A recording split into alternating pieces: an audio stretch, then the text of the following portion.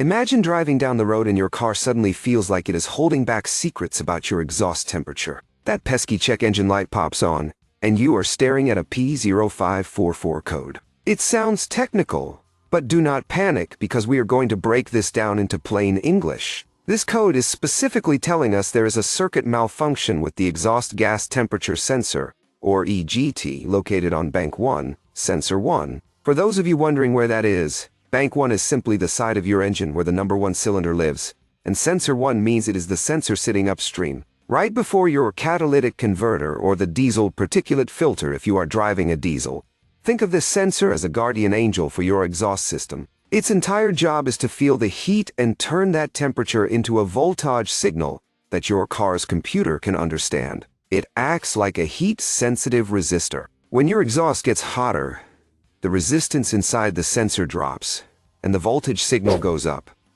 Conversely, when things cool down, resistance goes up and voltage drops. If the computer sees something weird, like a signal that does not make sense or a complete circuit failure, it throws this P0544 code.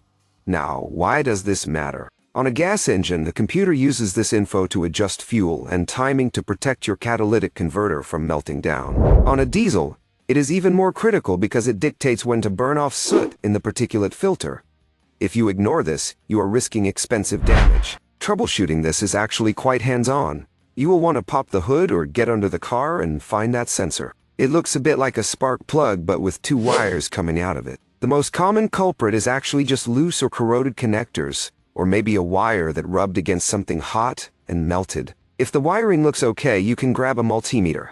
You want to disconnect the sensor and measure the resistance across its 2 pins. A healthy sensor usually reads about 150 ohms. If you see very low resistance, like under 50 ohms, that sensor is toast. You can even use a hairdryer to heat the sensor tip while watching your meter. The resistance should drop as it gets hot. If it stays stuck, you need a new sensor.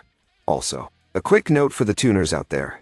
If you have removed your catalytic converter for a straight pipe setup, that is likely why this code popped up. Because the sensor is not seeing the back pressure or heat it expects. In a pinch, or just a test if the wiring is good. Some people use a 2.20 ohm resistor plugged into the connector to trick the computer into thinking everything is fine. But remember, that is just a temporary bypass, not a permanent fix.